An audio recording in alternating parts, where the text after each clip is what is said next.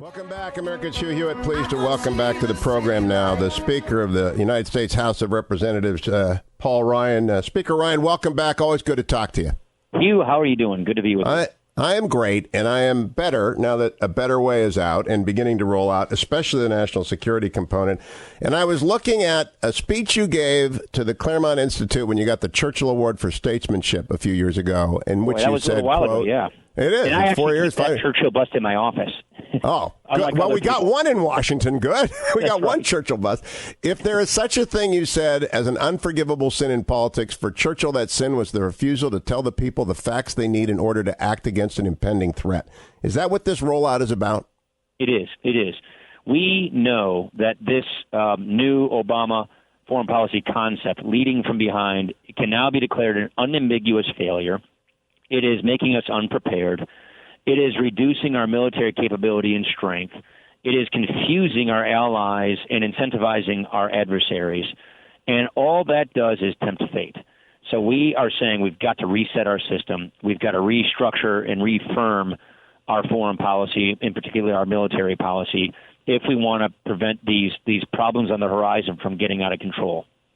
Now, I believe it was your first time behind a foreign dignitary on the dais when Prime Minister Modi addressed the Congress this week. Am I right about that, Mr. Speaker? Yeah, that is. Since becoming Speaker, yes, that's right. You see, that's kind of a remarkable deal because it's the first time we've had an Indian Prime Minister do that, I believe, and it's such an important ally to ours. Do you think that this new strategy that you've rolled out is consistent with developing a robust partnership with India and our allies across the world?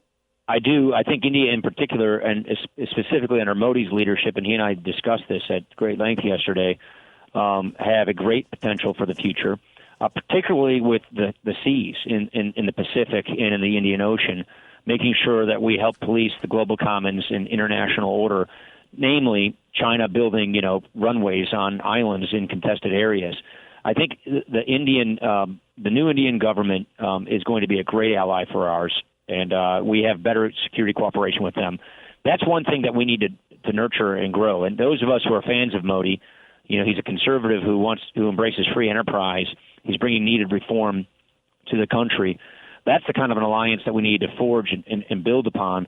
That stands in stark contrast, I would argue, to the Obama foreign policy of the last 8 years, where we've neglected our allies and we have basically rewarded our enemies, our adversaries. Now, when former Secretary of State Clinton gave her scathing assault on Donald Trump and then laid out her foreign policy program, she included in it a demand for a robust cybersecurity program, which I found ironic in the extreme, given her server and the compromise it represents of national security. What do you think about that, Speaker Ryan? It's do as I say, not as I do. It's the height of irony. Does the cyber program laid out here in the agenda that you've put forward, does it address all of the leaks that we've had, all of the compromises that we've had, and what we're going to do about that? Well, it addresses preventing cyber attacks from coming into the future, preventing cyber attacks from not only hitting government installations, but the private sector as well, and in our personal data, so that they can't use it against us. So it's a forward-looking policy based upon the lessons we have learned, because we've had hacks on government, hacks on private businesses, hacks on people, by terrorists, by other countries. Sony, I can go on and on and on. The purpose of this is to prevent that going forward. Now, you're a constitutional officer in addition to being the leader of the party. And so I assume you take all the precautions one needs to take to protect your data. What's that involve, Speaker Ryan? Well, I'm not going to give the number one is don't answer that question. Generally. So yes, I under what we call continuity of government, I'm second in line, so I receive all of those, all the briefings. And so I use secure communications. I receive briefings in secure facilities, and there are certain things that I have to do to secure not only my own data, but whenever I engage in foreign policy or get briefings on intelligence matters, I have to use secure communications. Now, in terms of that, did your life change dramatically from going from chairman of the budget committee to speaker with regards to the level of steps you have to take to maintain your communications being secure? Yes. Yeah, it does change. I won't go into the details and the specifics, but it does change. It just underscores the problem. It is a fairly sizable change. It just underscores the problems that we are presented by Secretary Clinton and her abuse of that. Let me go back to the agenda you rolled out. I think NATO is part of this agenda in depth, including making it stronger and better. Can you expand on that? It does. And obviously we think a strong NATO is very much in our national security interests. I think our friends in the Eastern NATO need more of our help and support. It's also, making sure that people live up to the 2% commitment. That's part of it. But I don't think our friends are going to lead up to make their commitment good if they don't think America itself is going to be leading.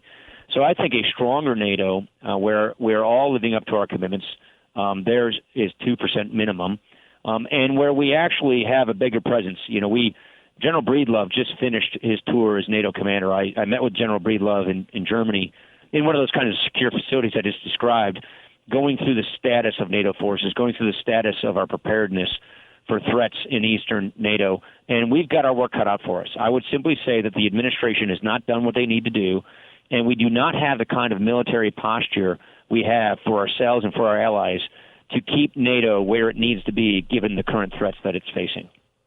Now, Speaker Ryan, my shorthand for reminding myself the critique of Secretary Clinton, why she can't become commander-in-chief, is the sentence, every liberal really seems so sad. E is for Egypt, liberal L is for Libya, R really is for the Russian reset button, the 3 S's are for Syria, the status of forces agreement, and the server. Let's go through them in turn. Egypt, is it our ally, and do we need to make it our ally? It's so ambivalent under these 8 years. It is our ally. It's one of the reasons why, as first trip as Speaker of the House, I went and met with President Sisi to explain that he is our ally. They are so worried, the Egyptians, about our ambiguity. And there are Egyptians who believe that the American government supports the Muslim Brotherhood over the current government.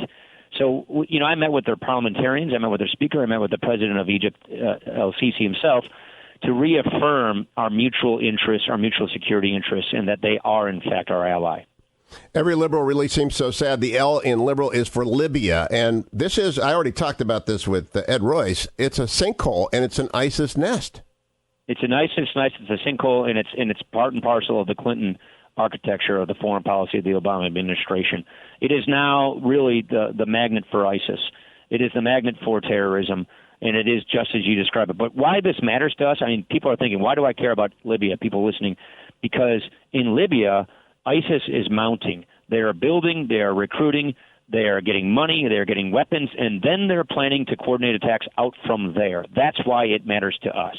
It also mattered in a humanitarian, 1,030 drowned, dead in the Med last week, just last week alone because of the smuggling out of Libya, trying to reach Italy and Greece. And I wonder, what's the plan, Mr. Speaker, for getting rid of that sore, that festering danger?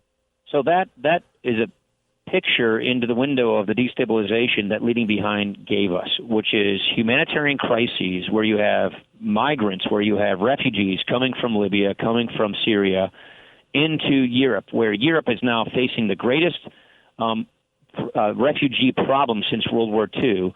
And what is that producing? That is producing people overwhelming their borders, and therefore terrorists are better able to infiltrate that refugee population to go into Europe to plan coordinated attacks.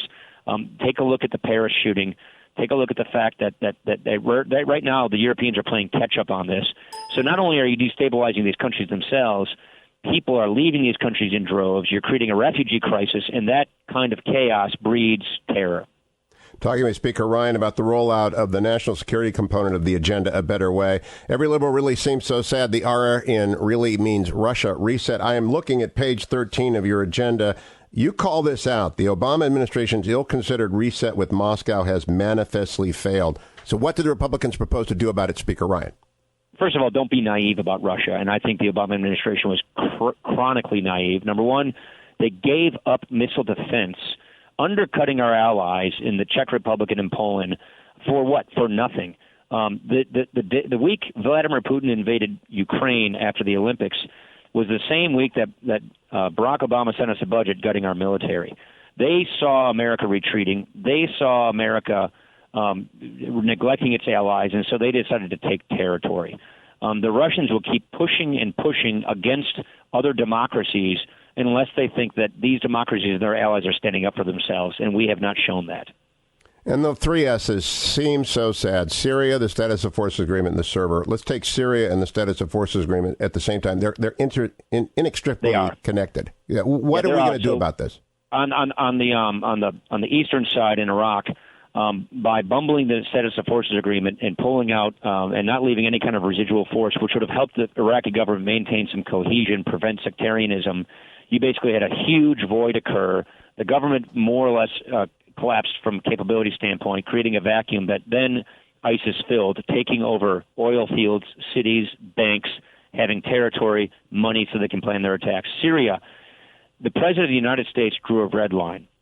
The Syrian dictator clearly crossed that red line. The president of the United States, therefore, then did nothing after that. That means our credibility was deeply eroded. Let me give you an example of why and how that affects our credibility. That time when we didn't enforce the red line, I went over to meet with Prime Minister Abe in Japan. I met with President Park of South Korea. You know what they wanted to talk about first thing out of their mouth? Wasn't trade, wasn't the Pacific Ocean. It was Syria. They were asking about Syria because they felt that if we weren't going to police very clear delineated red lines in Syria, what on earth would we do to help support the security agreement we have with them in the South and East China Seas? So these kinds of decisions ripple through the entire world and question our allies. Last question comes to the server, and we talked about it earlier, but when we put a ticket together in Cleveland, the vice president's going to have to prosecute the case against Secretary Clinton on this. And you know that job. You were in that job as a nominee. What skill sets do you have to bring to that job to prosecute this case about what the server did to the United States? I think you just have to spell it out so people understand the kind of thinking that goes behind this. I can live above the law, live above everybody else. There are certain standards that we expect among our elected officials, not least of which is the President of the United States. And those standards are that we believe in the rule of law, and we believe in holding ourselves accountable to the rule of law, and that we should not live above the law. That, to me, is one of the cardinal sins that Secretary Clinton violated. And that is one of those things that the VP not only needs to point out, you have to have a VP who's ready to step up and be president at any moment, but also a vice president candidate who can articulate the policy of the forthcoming administration and can delineate the differences. And that's something that there are a lot of capable people. I'm sure there's a good list that's being developed. That's something that the VP is going to have to do. Speaker Paul Ryan, congratulations on a good rollout of this. Thanks for joining me. Look forward to talking to you early and often between now and Cleveland and thereafter.